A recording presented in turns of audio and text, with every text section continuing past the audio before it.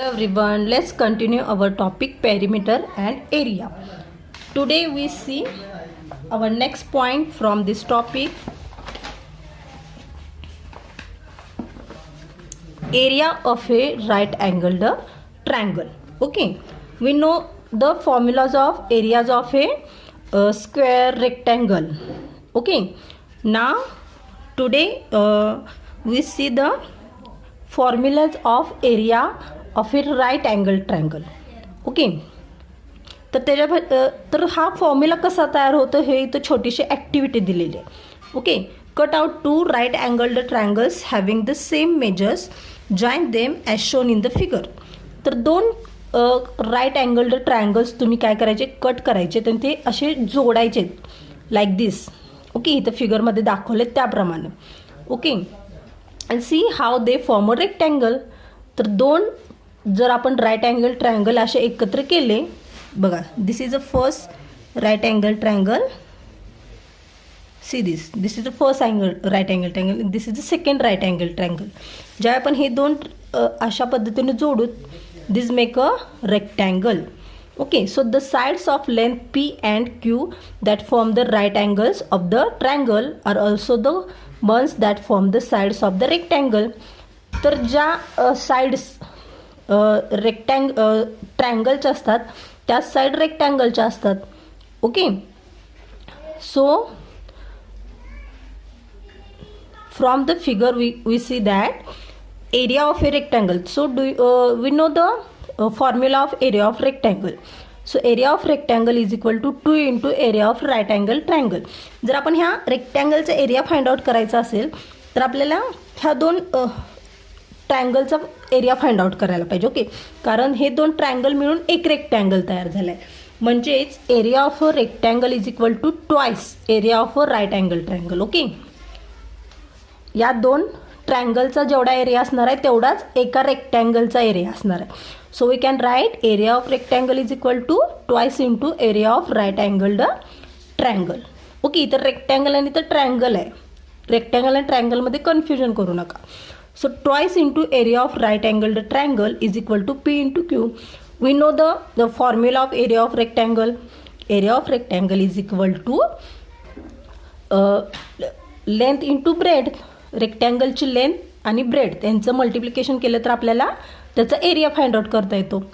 So we can write 2 into area of right angle triangle is equal to P into Q. P is a width and Q is a length of rectangle. So we can write the area of right angle triangle is equal to P into Q upon 2. तर याच्यावरून आपल्याला area of a right angle triangle is equal to 1/2 into product of sides forming the right angle.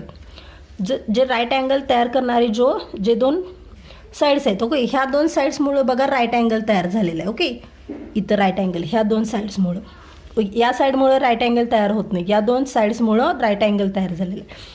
So 1/2 into product means गुणाकार, products of sides forming the right angle.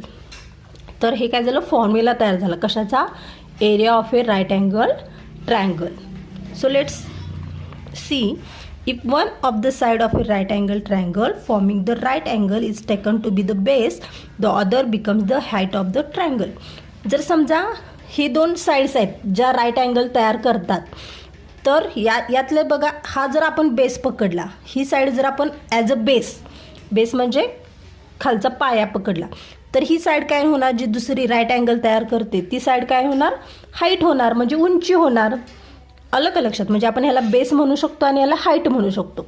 या दोन sides तर आहेतच right अँगलच्या, पण त्यालाच आपण this is a base and this is a height, we can say base and height. So फॉर्म्युलात काय तयार होणार म्हणजे बघा, the area of a right angle triangle is equal to 1/2 into base into height. Okay, दोन side ज्या right angle तयार करतात त्या साईड्स म्हणजेच काय आहे, बेस आणि हाईट. बेस आणि हाईटमुळंच राईट अँगल तयार होतो. So this is a formula of area of right angle triangle. Now if ABCD is any triangle, then any side can be taken as the base. Then the measure of the perpendicular on the base from the apex opposite to it is the height of the triangle. तर हे झालं आपल्याला right angle ट्रायंगलचा एरियाचा formula आपल्याला माहीत झाला. पण दुसऱ्या कोणत्याही ट्रायंगलचा जर आपल्याला एरिया फाइंड आउट करायचा असेल तर त्यासाठी आपल्याला फॉर्म्युला पाहिजे. तर दुसऱ्या कुठल्याही ट्रायंगलचा एरियाचा फॉर्म्युला कसा तयार होतो बघा. आता कुठलाही ट्रायंगल घेतला, समजा ABCD हा, ओके, ABCD हा कुठलाही ट्रायंगल घेतला आणि कुठल्याही ट्रायंगलच्या अपेक्समधून वरच्या शिरोबिंदूवर त्याचा जो बेस असतो त्याच्यावर जर आपण एक लंब टाकला, we draw perpendicular to it. त्या परपेंडिक्युलरला आपण काय म्हणू शकतो, त्या ट्रायंगलची हाईट म्हणू शकतो. Okay, if ABCD is any triangle then any side can be taken as the base. तर कुठलीही साईड त्याची बेस म्हणून घेतली आपण आणि त्याच्या अपेक्समधून जर आपण परपेंडिक्युलर ड्रॉ केला तर त्या परपेंडिक्युलरला आपण काय म्हणू, त्या ट्रायंगलची हाईट म्हणू शकतो. ओके, आता फॉर एक्झाम्पल बघा, take any triangle PQR and take QR as the base and PM is the perpendicular from P on QR. तर आता कुठल्याही प्रकारचा एक ट्रायंगल घेऊया आपण. ओके, तर फर्स्ट ट्रायंगल बघा, this is a acute angle triangle. Okay, तर हा एक PQR हा एक ॲक्यूट अँगल ट्रायंगल घेतला.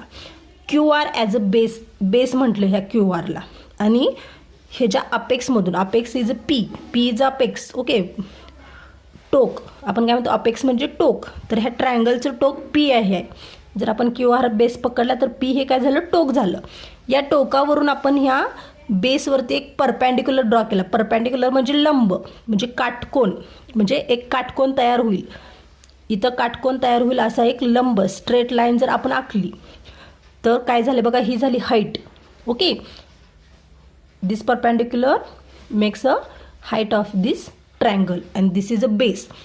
तर आता बघा कुठला ट्रायंगल तयार झाला, ह्या ट्रायंगलमध्ये एक राईट अँगल तयार झाला. बघा, दोन राईट अँगल तयार झाले. PMR हा एक राईट अँगल तयार झाला अँड PMQ हा एक राईट अँगल झाला. बघा, हे दोन ट्रायंगल्स तयार झाले. ओके, हे दोन ट्रायंगल तयार झाले, हा एक आणि हा एक. हा सुद्धा राईट अँगल तयार झाला, राईट अँगल्ड ट्रायंगल तयार झाला, sorry, right angled triangle, and this one is also right angled triangle. Now we know the formula of area of right angled triangle. So area, आता ह्या दोन ट्रायंगलचे आपण एरिया ॲड केले तर आपल्याला PQR हा जो मोठा ट्रायंगल आहे त्याचा आपल्याला एरिया मिळेल. आलं लक्षात, याचा एरिया प्लस याचा एरिया म्हणजे हा टोटल PQR ह्याचा एरिया आपल्याला फाइंड आउट करता येईल. So area of triangle PQR is equal to area of triangle PMQ plus area of triangle PMR. Okay, म्हणजे ह्या ट्रायंगलचा एरिया प्लस ह्या ट्रायंगलचा एरिया. तर आता आपण ह्या ट्रायंगलचा एरियाचं फॉर्म्युला काय आहे, 1/2 इंटू त्याची height into base. Okay, so height is or base into height. So base काय आहे पहिल्या ट्रायंगलचा बघा, PMQ, याचा बेस कुठला आहे, QM हा बेस आहे. Okay, so length QM, base घ्यायचा म्हणजे त्याची लेंथ घ्यायची.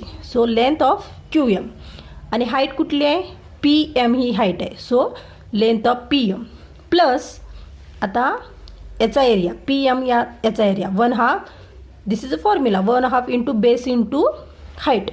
तर PMRचा बेस कुठला आहे, MR हा बेस आहे. Okay, MR. So length MR into length PM is a height, length PM is a height. So MR into length PM. Now when we solve this, okay, जेव्हा आपण हे simplify करू तर 1/2 जे कॉमन आहे ते आपण बाजूला करूया. 1/2 कॉमन आहे, so 1/2 take as it is. आणि PM इज ऑल्सो कॉमन. बघा, दोन्ही ट्रायंगलची हाईट सेमच आहे. ओके, ह्या ट्रायंगलची सुद्धा हाईट PMच आहे आणि ह्या ट्रायंगलची सुद्धा हाईट PMच आहे. सो PM पण आपण कॉमन काढलं. ओके, 1/2 कॉमन काढलं. आता वेगळं राहिलं काय इथं, ते आपण हे ब्रॅकेटमध्ये टाकलं. काय, length of QM, length of this base and length of this base. Okay, length of QM plus length of MR. Now 1/2 into QM plus MR काय आहे बघा फिगरमध्ये, QM प्लस MR काय होणार, QR होणार. Okay, so 1/2 into QR into PM, length of QR into length of PM. It means we get a 1/2 into base and into height. बघा Q R म्हणजे काय झालं, क्यू आर म्हणजे ह्या P Q R ह्या मोठ्या ट्रायंगलची बेसच आहे हा क्यू आर, आणि पी एम ही हाईट आहे. म्हणजे again area of triangle P Q R is equal to 1/2 into base into height. Okay, म्हणजे हाच फॉर्म्युला आपल्याला मिळाला. मग हा कुठल्या फक्त राईट अँगल ट्रायंगलचाच हा फॉर्म्युला नाही, कुठल्याही प्रकारचा ट्रायंगल घेतला तर काय होणार, तर त्याचा एरिया फाइंड आउट करायचा असेल तर 1/2 इंटू बेस इंटू हाईट. तर इथं सुद्धा एक वेगळ्या प्रकारचा ट्रायंगल घेतलेला आहे. तर ह्याचं सुद्धा सेम बघा, हे तुम्ही रिवाईज करायचं आहे घरी. तर ह्याच्यावरून आपल्याला काय माहीत होतं, याच्यावरून आपल्याला लक्षात येतं की area of any triangle, not just right angle triangle, area of any triangle is equal to 1/2 into base into height. Okay, so this is a formula of finding area of triangle. Now and there are two examples. Okay, जर आपल्याला आता यातलं कुठलंही base दिला, height दिला किंवा area दिलं तर त्याच्यावरून आपण बेस फाइंड आउट करू शकतो. हाईट दिली तर त्याच्यावर आपण एरिया फाइंड आउट करू शकतो. So this is a one example. If the sides that form the right angle of a triangle are 3.5 centimetre and 4.2 centimetre long, find the area of the triangle. Okay, तर दोन sides दिल्यात बघा, ज्या right angle तयार करतात, म्हणजे right angle triangle असणार आहे तो. ज्या दोन साईड्स राईट अँगल तयार करतात त्या दोन साईड्स दिलेल्या आहेत, 3.5 सेंटीमीटर आणि 4.2 centimetre, and we have to find out the area. So we can use this area of right angle triangle is equal to 1/2 into product of sides forming right angle. Okay, जर base आणि height दिली तर आपण base आणि height घेऊ शकतो. जर दोन साईड्स दिल्या असतील राईट अँगल तयार होणाऱ्या तर वी कॅन राईट लाईक दिस. तर आपण ते असं लिहू शकतो, साईड्स फॉर्मिंग राईट अँगल. तर कुठल्या साईड्स आहेत, या दोन, and we can get the answer 7.35 square centimetre. Okay, so keep in mind the unit also. Always you have to write down the unit. तर एरियाचं युनिट काय आहे, स्क्वेअर सेंटीमीटर, और we can write in a metre. जर मीटरमध्ये दिलं असेल तर मीटर लिहायचं, स्क्वेअर मीटर, आणि सेंटीमीटरमध्ये जर लेन्स दिल्या असतील तर स्क्वेअर सेंटीमीटर लिहायचं. Again there is a one another example. If the base of triangle is 5.6 centimetre and height is 4.5 centimetre, what is its area. This is a one another example, simple example. Area of a triangle is equal to 1/2 into base into height.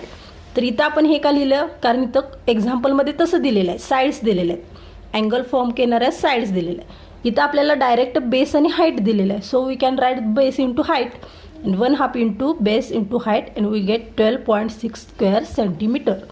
Okay, note that square centimetre is also written as a centimetre square. Okay, तर इथं centimetre square लिहू शकतो because there are two lens.